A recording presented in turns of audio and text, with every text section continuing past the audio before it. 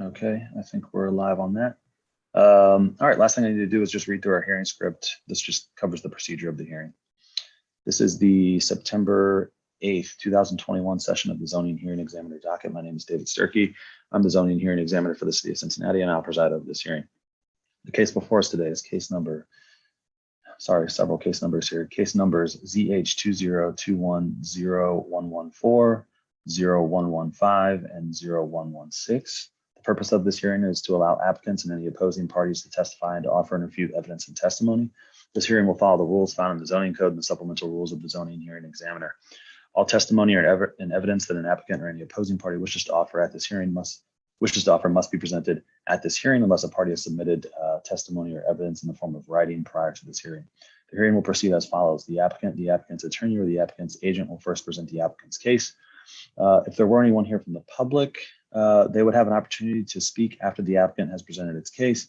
I will allow our zoning plans examiner, Doug Owen, to offer any testimony if he would like after the public has been given an opportunity to speak. And then in the event of any party testifying or offering opposition to this application, the applicant shall have an opportunity to rebut the testimony and or argument offered in opposition. And then finally, the applicant will have an opportunity to make a closing statement. So for our purposes here today, it looks like each person that's present outside of our zoning plans examiner is here as a member of the application team. And so I'll give each of you or one of you, however you all would like to orient this. It's completely up to you who would like to testify about what and when. But if you would each like to provide something, I'll give everyone an opportunity to do that. I'll hear from Doug.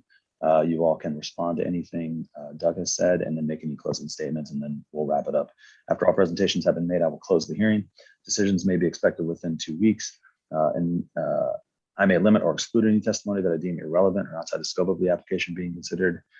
I may interrupt any speaker to ask questions or make any comments. I may also refuse to consider hearsay testimony. That's generally evidence when introduced the consistent statements made by someone who is not present at this hearing. In the event of any technical difficulties or any unforeseen circumstances with our video conferencing technology, we'll do our best to troubleshoot those on the fly, but to the extent there's some fatal defect that prevents us from meaningfully continuing with this hearing, I may continue or postpone this hearing at my discretion. Okay, last thing I need to do is just swear everybody in. So if you intend on providing any testimony here today, making any comments, asking any questions, doing anything other than just strictly observing the hearing, then you need to be sworn in. So if that is you, if you could take yourself off mute. I need everyone to answer out loud and to raise their right hand. Do you solemnly swear the testimony you shall give will be the truth, the whole truth, and nothing but the truth? I do. I do. Okay, thank you. All right, so we're ready to start. Who's going to take the lead on the presentation here?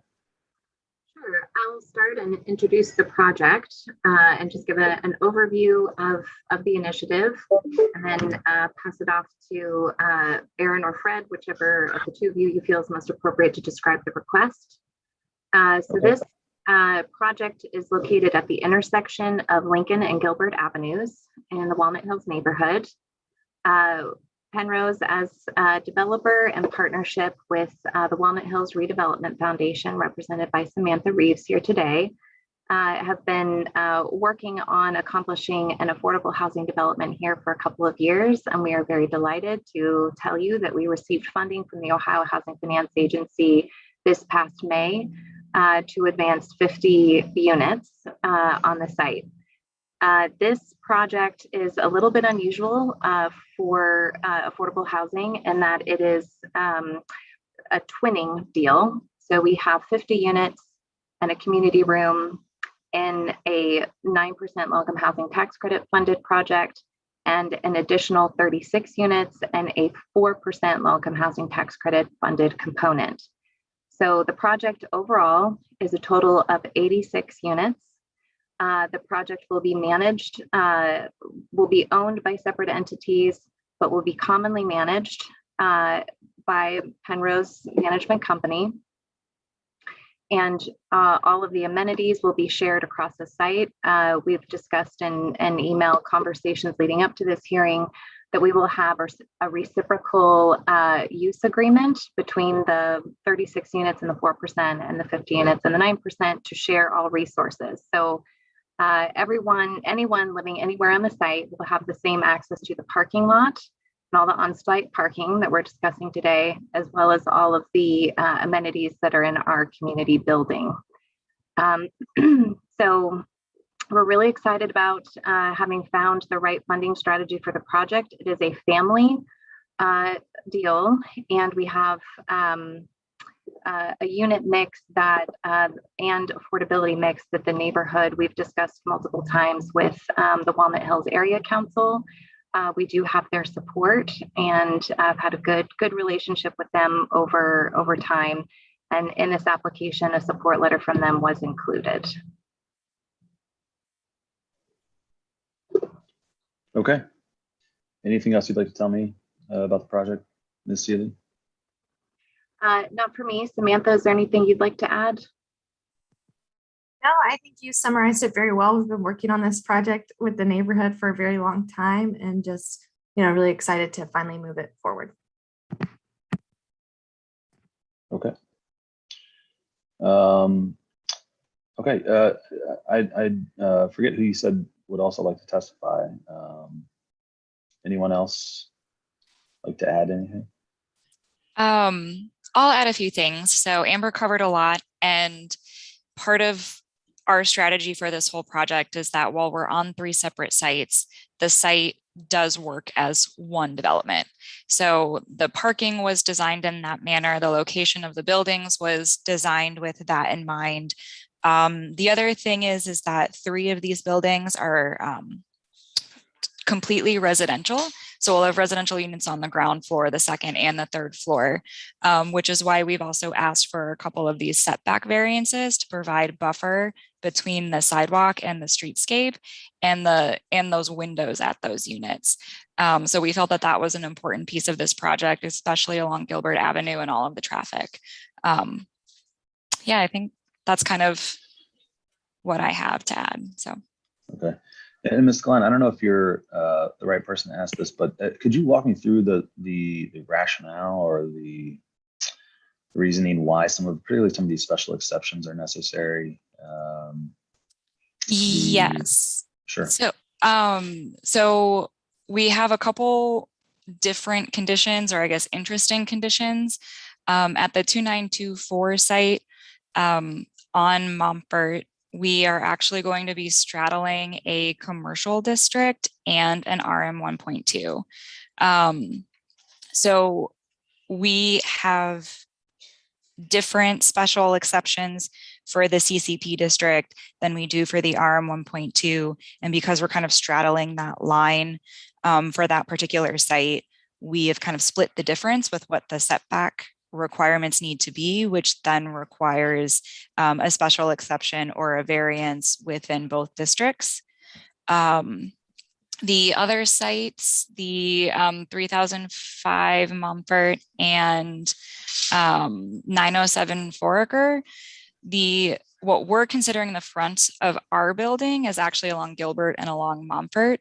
But according to the Cincinnati zoning code, it's the shorter end of the lot that is the front. So what we were kind of considering as our front yard is actually a side yard, which then also starts to create a couple of those special exceptions that are required.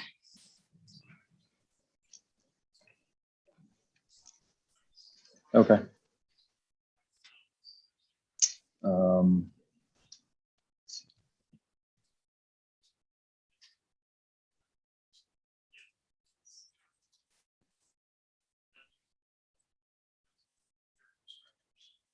Okay.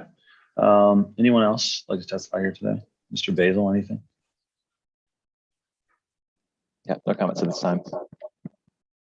Okay. Mr. Heekin? I don't have any other comments either. I would repeat what Aaron said. Okay. Doug? Yeah, I don't have a lot to add. I think Ms. Klein and Ms. Seeley both summed up the project well as the need for the variances. I would just reiterate that it's really the vast majority of these variances are based on the lot configuration. As Ms. Klein said, we're looking at these as lots that are running north-south primarily because of the shorter end of the lot. facing the north and the south streets, but the buildings are designed to front on Gilbert. So that, along with the fact that this is broken up onto 3 separate lots, primarily because of the funding mechanism, from what I understand. But it's really going to operate holistically as one development. So if you look at these variances, if they were applied to a single development site rather than 3 separate parcels, a lot of these variances would disappear, including the density variance. The parking variance would be greatly reduced. I think they're only 6 spaces short total when you're looking at all the combined units and all the combined parking across the 3 parcels. So really, this is a unique circumstance based on the funding requirement to keep this as 3 separate parcels rather than consolidating into one larger development. So that also holds true with a lot of the special exceptions for landscaping between the parking lots along the lot lines. That's not really as critical when it's all going to be used by the same tenants, and they'll be crossing that line regularly, as well as the buffer yards that are required along those primary streets, which are technically the side streets from a zoning standpoint. It doesn't make a lot of sense to have a 6-foot fence along the Gilbert Avenue or the east side when that's basically your front yard. So staff does support all these variance requests. The only condition that we have added in this is that the refuse storage area in the parking lot should be screened with privacy screening, which I assume that would likely happen anyway, but it just wasn't shown on the plans that way. So we wanted to include that as a condition. Okay. Thanks, Doug. All right. Anything else from anyone on the applicant development side and closing or otherwise before we adjourn here today? The last thing I will add is that the resources that are involved in accomplishing this development in total require that the site remain affordable for at least 30 years. So they will be operated together and they will be linked together for 30 years at a minimum. So in case that is a relevant fact, just wanted to mention that that's part of the restrictions that will be recorded against the property. Okay. Thank you. All right. If there's nothing else, I think we'll leave it at that then. I'd like to just, there's a number of requests here, so I'd like to just spend a little bit more time going through those in some more detail on my end. That usually takes about 2 weeks. As soon as I finish the decision, the written decision, I put it into a PDF and I email it to everyone that's in the hearing. So you guys will have it really just moments after it's complete. And then assuming it's approved, you can then start working with Doug on any necessary permitting. If you have any questions or you'd like a status update in the meantime of that decision, please feel free to reach out to myself or Cassandra Manus, and we'll give you an update or answer any questions you have. Okay, unless there's any other questions right now, I think that's it. So thank you all again for your time and your testimony and for your work on the project. Hope you all have a wonderful day.